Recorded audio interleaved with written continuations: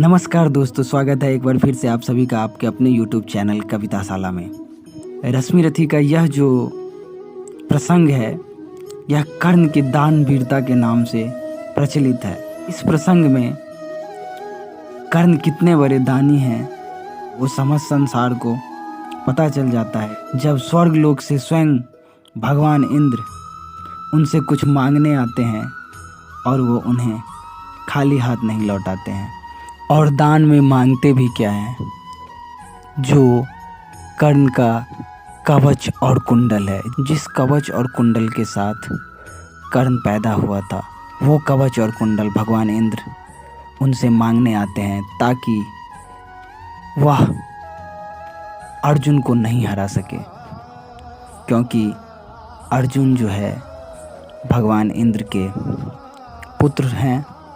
तो वो अपने पुत्र की रक्षा के कामना से आते हैं कर्ण के पास। उन्हें पता रहता है कि कर्ण से अगर कुछ भी मांगा जाए, और ख़ासकर जब वह भगवान सूर्य की पूजा करते हैं और उसके बाद अगर उससे कोई कुछ मांगे तो कर्ण उसको खाली हाथ नहीं लौटाते हैं। इसी चीज़ का फ़ायदा उठा करके भगवान इंद्र प्रस्तुत होते हैं और कर्ण से उनका कवच और कुंडल मांग लेते हैं। तो आइए सुनते हैं कर्ण की दानवीरता, कर्ण इंद्र संवाद। वीर कर्ण विक्रमी दान का अति अमोघ व्रतधारी, पाल रहा था बहुत काल से एक पुण्य प्रण भारी।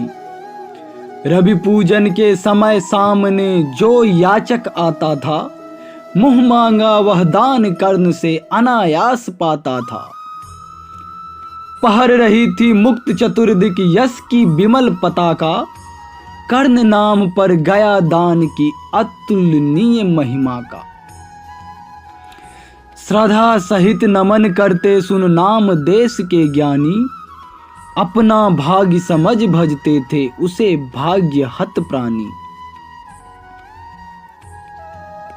तब कहते हैं एक बार हटकर प्रत्यक्ष समर से, किया नियति ने वार कर्ण पर छिपकर पुण्य विवर से। व्रत का निकस दान था अब की चढ़ी निकस पर काया, कठिन मूल्य मांगने सामने भाग्य देह धर आया। एक दिवस जब छोड़ रहे थे दिन मनि मध्य गगन को, कर्ण जहनवी तीर खड़ा था मुद्रित किए नयन को। कटि तक डूबा हुआ सलील में किसी ध्यान में रत सा, अम्बुधि में आ कटक निम्नजित कनक खजित पर्वत सा। हंसती थी रश्मियां रजत से भरकर वारी विमल को, हो उठती थी स्वयं स्वर्ण छू कवच और कुंडल को। किरण सुधा पी स्वयं मोद में भरकर दमक रहा था, कदली में चिकने पातों पर पारद चमक रहा था।